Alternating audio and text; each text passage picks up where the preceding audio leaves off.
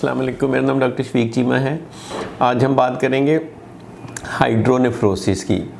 Hydronephrosis का मतलब होता है कि जो गुर्दा है उसकी सोजिश हो गई है, स्वेलिंग हो गई है और गुर्दे के अंदर जो यूरिनरी ट्रैक्ट है उसके आगे कोई ब्लॉकेज की वजह से या ऑब्स्ट्रक्शन की वजह से या वो रास्ता बंद होने से पीछे ज़्यादा प्रेशर बिल्ड हुआ है और वो सारा जो आपका यूरेटर और पेल्विस है और कैल्सियल सिस्टम है वो सारा डायलेट हो गया है। तो बेसिकली ये एक तरह से इमरजेंसी होती है। ये जो हाइड्रोनेफ्रोसिस है या गुर्दे की स्वेलिंग है ये एक तरफ की भी हो सकती है, दोनों तरफ की भी हो सकती है। ये कंप्लीट भी हो सकती है, पार्शियल भी हो सकती है। इसका मतलब ये, फॉर एग्जांपल अगर ये किडनी है और ये नीचे से यूरेटर निकल रहा है तो ये जो यूरेटर है ये आधा भी बंद हो सकता है, पूरा भी बंद हो सकता है। पूरा बंद होगा तो ये ज़्यादा सीवियर है, किडनी पीछे बिल्कुल ब्लॉक हो जाएगा। कंप्लीट ऑब्स्ट्रक्शन में पेशाब बिल्कुल नीचे आ ही नहीं सकेगा। नॉर्मली गुर्दों के अंदर जब सारा खून फिल्टर होता है तो जो वेस्ट प्रोडक्ट हैं वो फ्लूइड के साथ किडनी से निकल के यूरेटर में आते हैं और वहाँ से मसाने में आते हैं और वहाँ से बाहर पेशाब निकल आता है।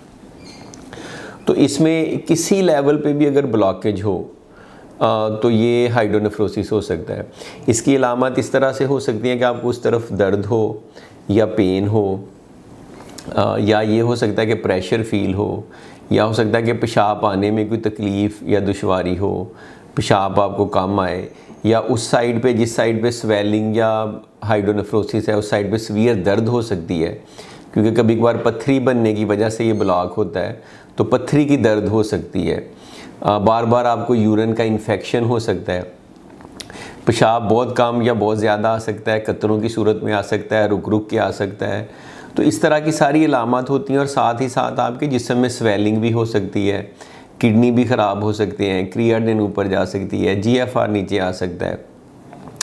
तो एक तरह से ये गुर्दे आर्जी तौर पे भी ख़राब इससे हो जाते हैं, परमानेंट भी। अगर ये ऑब्स्ट्रक्शन या ब्लॉकेज आप रिलीव नहीं करते तो गुर्दे हमेशा के लिए भी ख़राब हो सकते हैं। अब सवाल ये पैदा होता है कि ये किस किस वजह से होता है। तो आपने ये याद रखना है कि पेशाब वाली नाली से लेके फिर मसाना आता है, फिर पेशाब के यूरेटर 2 आते हैं और फिर ऊपर वो किडनी में।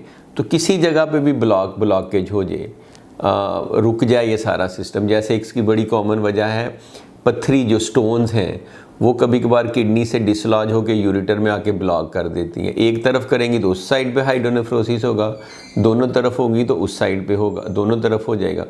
लोगों के कभी कभार पेन होती है, लोग कुछ करते हैं, कभी कभार कुछ उन्हें पता ही नहीं चलता और वो किडनी अंदर ही अंदर ख़राब हो जाता है।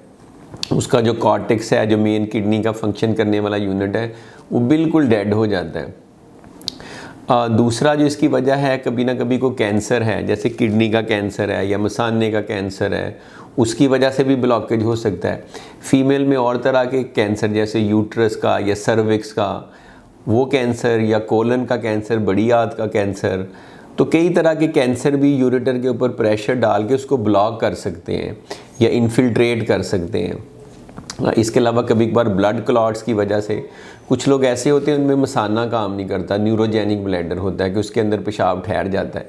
जब वो ठहरता है तो पेशाब बहुत ज़्यादा इकट्ठा होता है तो वो बैक प्रेशर की वजह से भी रिफ्लक्स नेफ्रोपैथी और उस साइड का हाइड्रोनेफ्रोसिस कर देता है। ज़्यादा एज के लोगों में 55-60 साल के बाद प्रोस्टेट का ग्लैंड है बड़ा हो जाता है।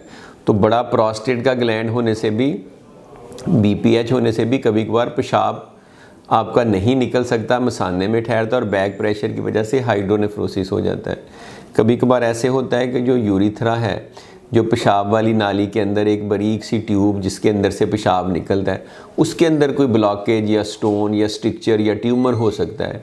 तो बेसिकली ये बहुत बड़ा पैसेज जो रास्ता है पेशाब आने तक और किडनी तक, इसके रास्ते में किसी जगह पे कोई पत्थरी आ जाए, कोई ब्लॉकेज आ जाए, कोई स्टोन आ जाए, कोई उसका रुक जाए, बाहर से प्रेशर बढ़ जाए। जैसे एक कंडीशन होती है रिट्रोपेरिटोनियल फाइब्रोसिस, उसमें पीछे आपके फाइब्रोसिस होता है जिसकी वजह से वो यूरेटर ब्लॉक हो जाते हैं। तो बहुत सारी वजह हैं। ट्रॉमा में ऐसे हो सकता है जिसकी वजह से आपका किडनी से यूरिन के निकलने का फ़्लो रुक जाता है और किडनी की स्वेलिंग हो जाती है और अगर उसको फौरी तौर पे इलाज ना किया जाए तो किडनी डैमेज हो जाती है। फ़ौरी तौर पे इलाज क्या करना है, आप डॉक्टर के पास जाएं, नेफ्रोलॉजिस्ट के पास जाएं, वो अल्ट्रासाउंड करेंगे, सीटी करेंगे, सिचुएशन असेस करेंगे, स्टोन है तो उसका इलाज करेंगे, ट्यूमर है तो उसका इलाज करेंगे, न्यूरोजेनिक ब्लैडर है तो उसका इलाज करेंगे। आपने वो ऑब्स्ट्रक्शन रिलीव करनी होती है। कभी कभार इमीडिएटली स्टेंट डालना पड़ता है या PCN ट्यूब डालनी पड़ती है, कभी कभार सर्जरी की ज़रूरत होती है। तो ये हाइड्रोनेफ्रोसिस जो है ना, एक तरह से एमरजेंसी है। ये इस तरह से नहीं है कि आप इसको छोड़ दें, इसका फ़ौरी इलाज करने से वो गुर्दा बच सकता है। तो मैंने हाइड्रोनेफ्रोसिस पे पहले कोई वीडियो नहीं बनाई थी, मुझे था कि थोड़ा सा टच करूं। ये बहुत वास्ट टॉपिक है, बहुत चीज़ें इसमें आती हैं। तो इसमें इम्पॉर्टेंट चीज़ ये है कि अगर आपके किडनी, जैसे it could be as simple pregnancy में हाइड्रोनेफ्रोसिस हो जाता है जो कि बिनाइन होता है, यानी कि वो मसले की बात नहीं होती। अगर आपके अल्ट्रासाउंड में कभी भी हाइड्रोनेफ्रोसिस का लफ्ज़ वो इस्तेमाल करते हैं तो आपने फ़ौरी तौर पे नेफ्रोलॉजिस्ट को दिखाना है, ताकि वो देखे कि आप में वो किस वजह से हुआ और उसका इलाज क्या करना है। Thank you.